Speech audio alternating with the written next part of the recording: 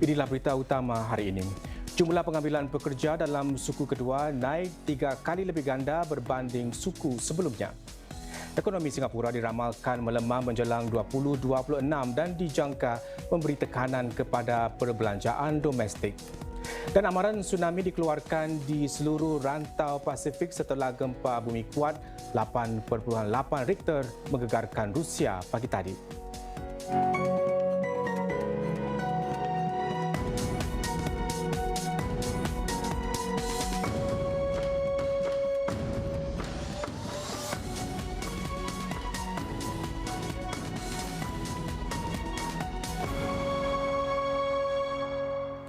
Salam sejahtera.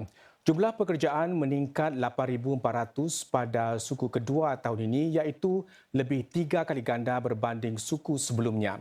Dalam laporan terkini Kementerian Tenaga Manusia MOM, jumlah pekerja yang diambil bekerja dijangka terus meningkat meskipun pada rentak lebih sederhana. Ini ekoran cabaran ekonomi global dan sentimen pengambilan pekerja yang lebih berhati-hati. Jumlah pengambilan kerja penduduk dan bukan penduduk meningkat dalam suku kedua tahun ini. Jumlah penduduk yang diambil bekerja terus berkembang dalam sektor khidmat kewangan serta khidmat kesihatan dan sosial. Tetapi sektor-sektor yang mengutamakan ekspor pula seperti khidmat karyawan serta perhubungan dan maklumat terus merosot. Kadar pengangguran naik sedikit pada bulan lalu setelah menurun buat 2 bulan sebelumnya. Dalam pada itu, saudara, Menteri Negara Kanan Pendidikan Dr. Janil Puthucheary berkata pemikiran kritikal dan kemahiran menyelesaikan masalah akan memastikan para pekerja kekal berdaya tahan dalam masa hadapan yang dipenuhi dengan teknologi kecerdasan buatan AI. Dr. Janil berkata pembelajaran dan pembangunan semula kemahiran adalah anak kunci dalam menghuraikan masalah mendesak seperti masyarakat yang semakin menua. Beliau berkata demikian semasa simposium tahunan yang memberi tumpuan kepada pembentukan pembelajaran dan pekerjaan dalam era AI. Pemerintah, kata beliau, akan menyokong para individu, perniagaan dan institusi dalam memenuhi keperluan industri yang berkembang pesat. Bank Pusat Singapura mengekalkan dasar keuangannya selepas melonggarkannya 2 kali pada awal tahun ini. Ini bermakna kadar kenaikan dolar Singapura kekal tidak berubah. Menurut Penguasa Keuangan Singapura MAS, pertumbuhan ekonomi global lebih berdaya tahan daripada yang dijangkakan sebelum ini. MAS menambah ia kini berada dalam kedudukan sesuai untuk bertindak balas terhadap risiko kepada kestabilan harga pada jangka masa sederhana. MAS juga mengekalkan ramalan inflasi terasnya iaitu kepada purata 0.5 hingga 1,5%. Inflasi teras tidak termasuk penginapan dan pengangkutan privat. MAS menyatakan walaupun ketegangan perdagangan pada umumnya sudah berkurangan, masih terdapat ketidakpastian pada masa hadapan yang didorong oleh perubahan tarif global. Seorang pakar ekonomi berkata cabaran lebih besar bagi Singapura adalah tarif bagi sektor-sektor tertentu. If it comes on the semiconductors and pharmaceutical side, I think will be more material to the Singapore economy compared to the 10% reciprocal tariff. So I think if we can get any concessions on those sectoral tariffs, which are yet to materialize, I think that will be a bigger driver of the growth story for Singapore going out into the end of the year and also into 2026 itself. Sementara itu, dalam satu semakan ekonomi suku tahunan yang berasingan, MAS menyatakan bahawa kadar tarif efektif ekspor Singapura ke Amerika Syarikat kini adalah sekitar 8% berbanding 6.8% dalam tinjauan sebelumnya. Ini selepas mengambil kira tambahan 2 kali ganda tarif ke atas import keluli dan aluminium Amerika. Menurut MAS, walaupun Singapura mengekalkan kemelesetan teknikal pada suku kedua tahun ini, pertumbuhan GDP mungkin berkurangan menjelang 2026. Ini terutama sekali kerana ekspor ke rakan-rakan dagangan serantau terjejas dengan tarif asas 10% akan mula dikuatkuasakan pada 1 Ogos. Kelembapan ekonomi yang lebih meluas ini dijangka memberi tekanan kepada perbelanjaan domestik, menjejas sektor runcit serta makanan dan minuman F&B.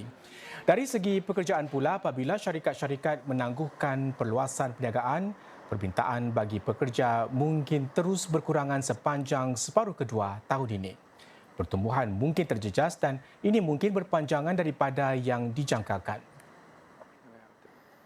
Salah satu gempa bumi paling kuat pernah dicatatkan melanda semenanjung Kamchatka, Rusia awal hari ini mencetuskan ombak tsunami di Jepun, Hawaii dan pantai barat Amerika Syarikat.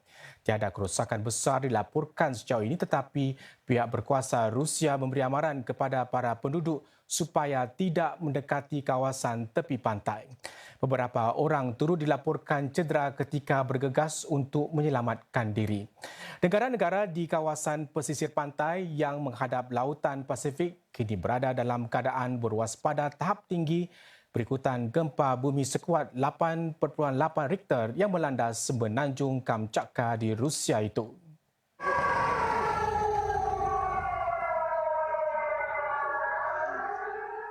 Pihak berkuasa Rusia sudah mengisytiharkan keadaan darurat di wilayah Sakhalin di bahagian timur jauh negara itu yang terletak berdekatan pusat gempa bumi. Ombak tsunami setinggi 5 meter merosakkan bangunan-bangunan dan mencetuskan banjir di wilayah tersebut. Menurut pihak berkuasa Rusia, tiada kecederaan serius dilaporkan. Ombak tsunami setinggi 1.3 meter pula kelihatan di pesisir Pasifik Jepun. Para pegawai menggantung khidmat feri yang menghubungkan Hokkaido ke tanah besar Jepun buat sementara waktu. Sesetengah khidmat kereta api laju dan operasi kereta api tempatan pula dibatalkan. Loji nuklear yang terletak di pesisir Pasifik Jepun juga sudah menggantungkan operasinya buat sementara waktu dan tiada keadaan luar biasa dilaporkan. Amaran tsunami turut dikuatkuasakan dari Hokkaido ke wilayah Fukushima.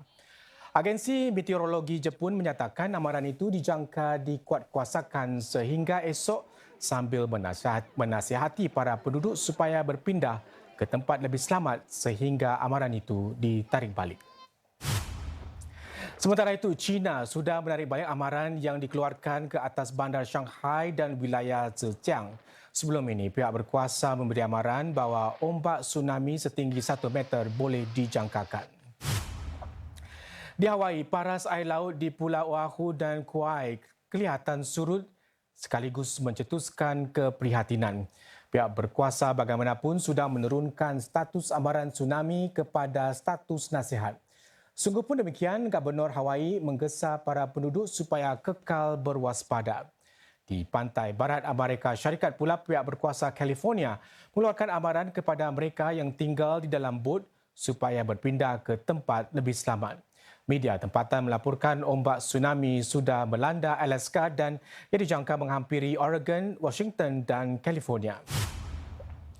Negara-negara di Kepulauan Pasifik, Filipina, Indonesia serta negara-negara lain yang menghadap lautan Pasifik seperti negara-negara di Amerika Tengah dan Amerika Selatan juga dalam keadaan berwaspada. Selepas ini, saudara, kami bawakan dapatan satu eksperimen sosial tentang tanda-tanda ancaman pengganasan. Apakah reaksi orang ramai? Teruskan bersama berita.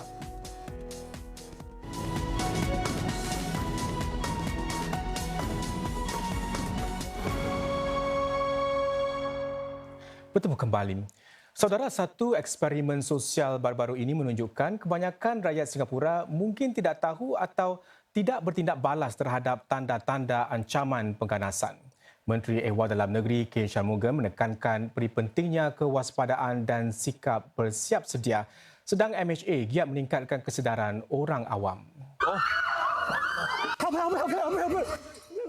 Salah satu inisiatif utama ialah siri web baru SG Secure bertajuk Apa yang akan anda lakukan apabila pengganasan berlaku. Dilancarkan siang tadi, siri itu menampilkan para pencipta kandungan media sosial bertindak terhadap simulasi serangan bersenjata dan menekankan langkah-langkah kecemasan yang penting.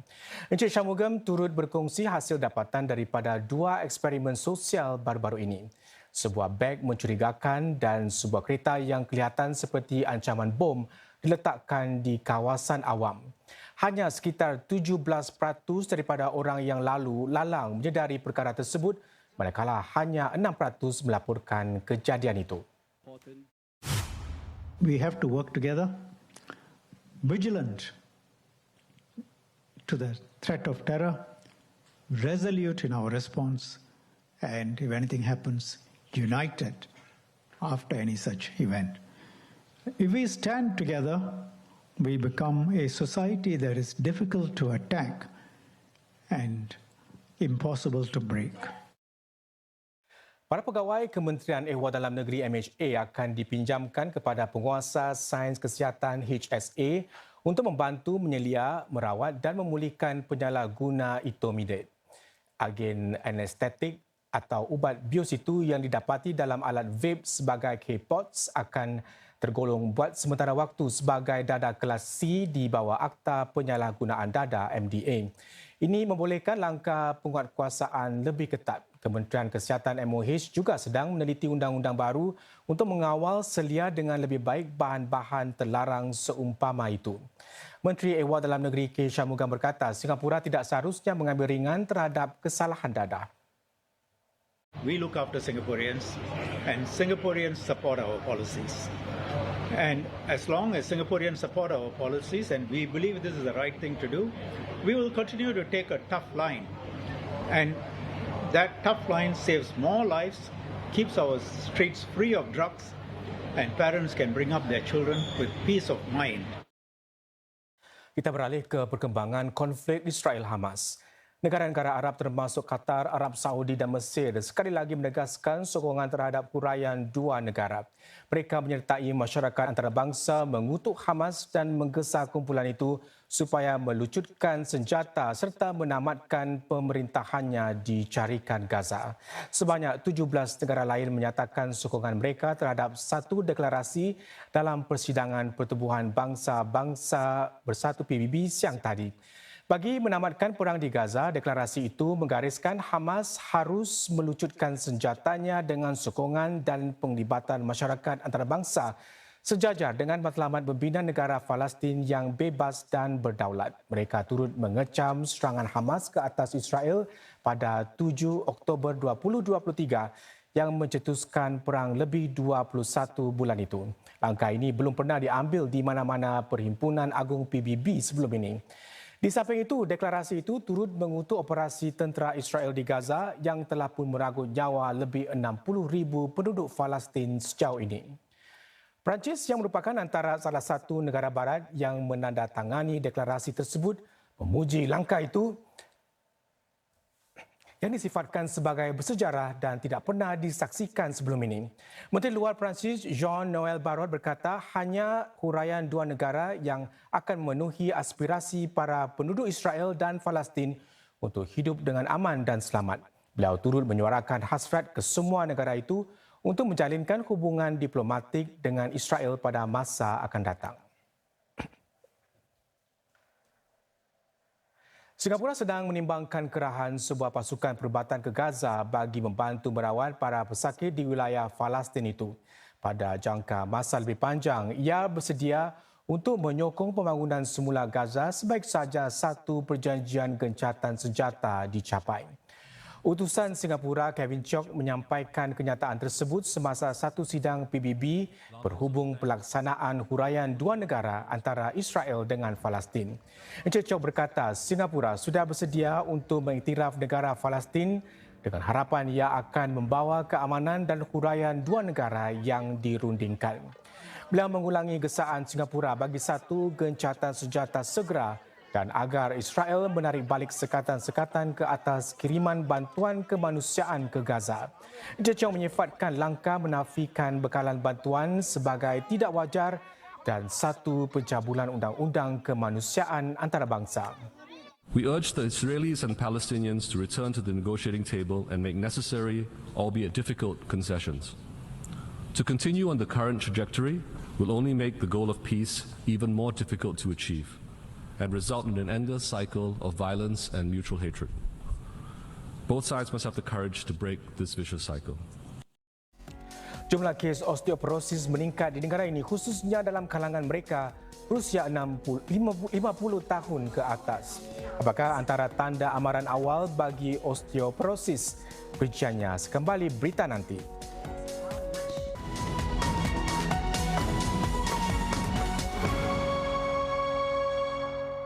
Diteruskan berita. Sebuah program perintis bagi pemeriksaan osteoporosis awal mungkin diperluaskan daripada satu hospital kepada 4 hospital di bahagian tengah dan utara Singapura. Ini ketika jumlah kes osteoporosis bertambah di negara ini. Kajian-kajian menunjukkan 30% wanita dan 20% lelaki di atas 50 tahun di Singapura menghadapi masalah tersebut. Hospital Tan Tock Seng yang menerajui program perintis itu mendapati retak tulang pergelangan tangan akibat tergelincir atau terjatuh mungkin tanda amaran awal bagi osteoporosis. Lazimnya pemeriksaan hanya dijalankan setelah berlaku retak tulang yang teruk pada pinggul atau tulang belakang. Bagi mengesan keadaan itu lebih awal, TTSH melancarkan khidmat baru yang menawarkan imbasan kepadatan tulang kepada pesakit yang mengalami retak tulang pergelangan tangan. Pesakit juga diberikan tip-tip gaya hidup seperti pemakanan dan senaman untuk membantu mereka menguatkan tulang mereka. Sejauh ini, 80% pesakit yang diuji di bawah program tersebut menunjukkan kepadatan tulang yang rendah. Terdapat rancangan untuk memperluaskan program tersebut ke semua kelompok kesihatan NHG. Ini termasuk Hospital Khoo Teck Puat, Hospital Masyarakat Yishun dan Woodlands Health.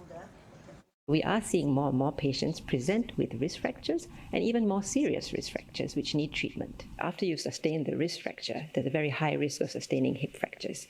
And hip fractures can lead to high chance of needing wheelchair use for the rest of your life and even a high chance of mortality thereafter.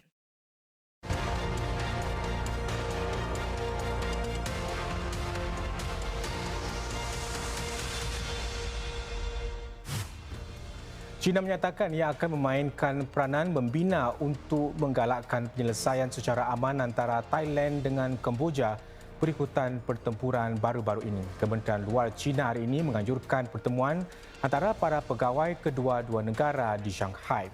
Kedua-dua pihak dilaporkan mengulangi komitmen mereka terhadap gencatan senjata yang dicapai Isnin lalu. Sementara itu, Beijing berjanji untuk mengekalkan komunikasi rapat dengan kedua-dua pihak dan terus bekerjasama dengan Kamboja, Thailand, Malaysia dan negara-negara lain di rantau ini. Polis mengenal pasti suspek satu insiden tembakan di tengah-tengah New York City 2 hari yang lalu. Shane D. Tamura, 27 tahun, menyerbu sebuah bangunan pencakar langit di New York City sebelum menembak mati 4 orang dan membunuh dirinya sendiri. Pihak polis menemui nota di mana Tamura menyalahkan Liga Bola Sepak Nasional NFL atas kecederaan di bahagian kepalanya. NFL mempunyai pejabat di bangunan di mana kejadian itu berlaku.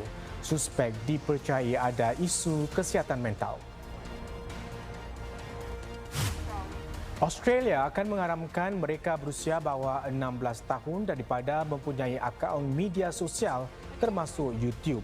Menteri Perhubungannya Anika Wells berkata, langkah itu bertujuan melindungi kanak-kanak daripada anasir-anasir berbahaya dalam media sosial. Pengharaman tersebut akan dikuatkuasakan di bawah Undang-Undang Media Sosial Australia bermula pada 10 Disember depan. HDB menerima sekitar 22,000 permohonan dalam pelancaran skim BTO terkini setakat jam 5 petang tadi. Jumlah itu kira-kira 67% lebih tinggi berbanding pusingan sebelumnya pada Februari. Antara projek yang menyaksikan permintaan tertinggi adalah flat 4 dan 5 bilik di Simei Symphony di Tampines. Dalam satu catatan Facebook, Menteri Pembangunan Negara Chee Hong Tat berkongsi sekitar 9,100 flat akan ditawarkan di 8 bandar bagi pusingan BTO seterusnya pada Oktober nanti. Perenang negara Jonathan Tan mencatatkan prestasi terbaiknya dalam pusingan saringan acara renang gaya bebas 100 meter lelaki pada hari keempat kejohanan akuatik sedunia. Atlet berusia 23 tahun itu mencatatkan masa 49.62 saat, hampir menyaingi prestasinya di Sukan Olimpik Paris pada tahun lalu apabila dia mencatatkan masa 49.60 saat. Telah menamatkan perlumbaan di tempat ke-38 daripada 110 perenang dan gagal mara ke pusingan separuh akhir. Hua Jingwen pula menamatkan perlumbaan di tempat ke-7 dalam pusingan saringan bagi acara renang gaya kupu-kupu 200 meter wanita, iaitu 4 saat melepasi rekod peribadi terbaiknya. Penyesuaian dan keterbukaan antara ciri penting untuk mengemudi lanskap kehidupan hari ini yang pesat berkembang.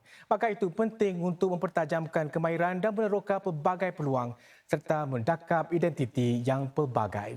Itulah yang dikongsi pelakon dan pensyarah Sharon Ismail yang berjaya dalam kedua-dua bidang selama 2 dekad. Selain pencapaiannya sebagai pelakon wanita terbaik Pesta Perdana sebanyak 4 kali, Sharon juga meraih anugerah Guru Cemerlang dan kini memegang jawatan kepimpinan dalam pendidikan. Diri anda dengan apa saja ilmu yang anda ingin tahu. Apa saja yang anda rasa, oh, I'm curious about this. Cuba. Jangan malu kalau kita ni tak pandai ke, belum pandai sebenarnya, bukan tak pandai. Sebab dalam kehidupan kita ni, kita boleh tukar identiti mungkin sebanyak 7 kali. Jadi jangan malu untuk menceburi identiti kita yang baru sebab kita sentiasa evolve. Kenali dua sisi Sharon Ismail, pelakon dan pendidik dalam Detik Personality selepas berita. Sekian berita untuk malam ini. Sehingga berjumpa lagi. Salam hormat.